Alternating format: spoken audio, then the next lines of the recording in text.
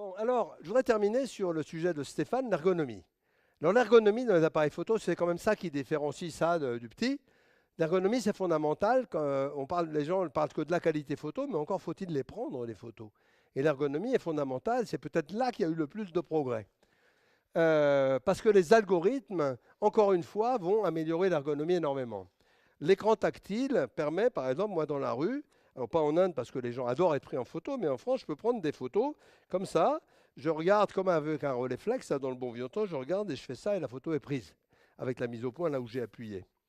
Ensuite, il y a plein de gadgets très bien, comme des niveaux, des correcteurs de perspective, le passage, je peux envoyer mes photos en Wi-Fi, bon, plein de gadgets, mais sympa, mais c'est moins important que de pouvoir prendre les bonnes photos quand on a envie de les prendre.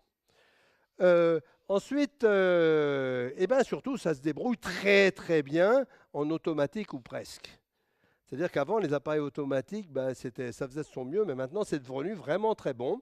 Et il faut savoir que quand vous avez quand vous voulez faire la mise au point là-dessus, eh bien, il y a tout un système à l'intérieur qui connaît énormément de scènes et qui va regarder quel type de scène vous avez photographié.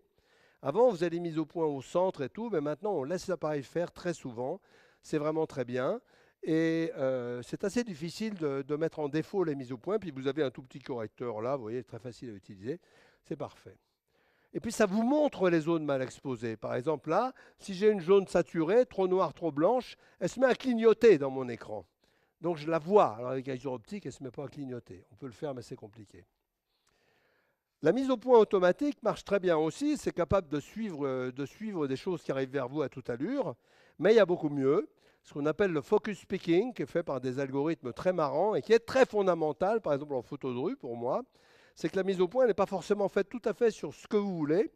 Et vous avez une petite bague que vous tournez là et qui va vous permettre de faire une correction. Je vais vous montrer comment.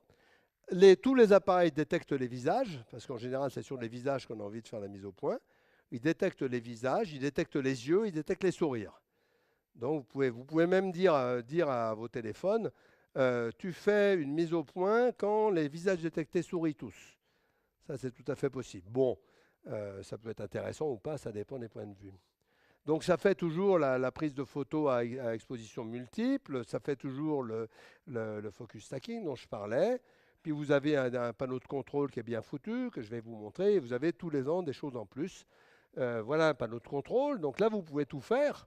S'il n'existait pas en argentique, là, vous avez la sensibilité, la balance des blancs, vous avez le type de détection de face et de sourire, vous avez le type de mise au point, vous avez qu'est-ce que vous voulez sortir comme photo. Ça, c'est l'obturateur. Vous avez plein d'obturateurs différents. Vous avez, par exemple, je m'en sers au théâtre, un obturateur totalement silencieux qui va juste lire le circuit, qui ne fait aucun bruit. Un réflexe au théâtre, ça ne marche juste pas, etc. Donc vous avez tous vos renseignements qui sont là, c'est sympa. Voilà le focus picking. Vous voyez, ce qui est net se met à être entouré de couleurs. Donc vous voulez avoir un visage net, vous faire tchac-tchac, et quand le visage clignote, c'est bon. Et ça, c'est extraordinaire, parce que voir si un truc est net, même sur un réflexe, c'est quand même très difficile. Et voilà. C'est très rapide, c'est très agréable. Donc, qu'est-ce qui se passe? Des appareils beaucoup plus compacts, des viseurs beaucoup plus riches, mais il y a tellement de fonctions qu'il faut en enlever en général. Hein, c'est pas marrant. Il y a aussi pas mal de boutons. L'ergonomie est très bien faite sur les boutons. Vous déplacez votre doigt pour faire tout un tas. Un photographe a quand même toujours beaucoup de boulot. Hein. Quand vous vérifiez la profondeur de champ, vous appuyez là et vous regardez ce qui est net. Parce que votre appareil est toujours ouvert à fond et si vous prenez une photo fermée pour augmenter la profondeur de champ, vous ne voyez pas ce que c'est. Donc vous appuyez là. Sur un appareil classique argentique, ben, vous ne voyez plus rien dans le viseur. Là, vous voyez pareil dans le viseur, parce qu'évidemment, les algorithmes ont compensé le fait qu'il y a beaucoup moins de lumière par le fait que vous allez en voir pareil dans le viseur. La nuit, vous voyez aussi bien qu'en plein jour dans le viseur. Ça aussi, c'est bien pour les photos. Bon. Vous avez des rafales ultra rapides. Ça, c'est sympa. Par exemple, il y a des tas d'endroits où il y a une chose où on se dit, je vais rater l'instant. Vous lancez la rafale à 60 par seconde, en RAW. Et après, bah, vous jetez ce qui ne vous va pas, puis vous attrapez la bonne image.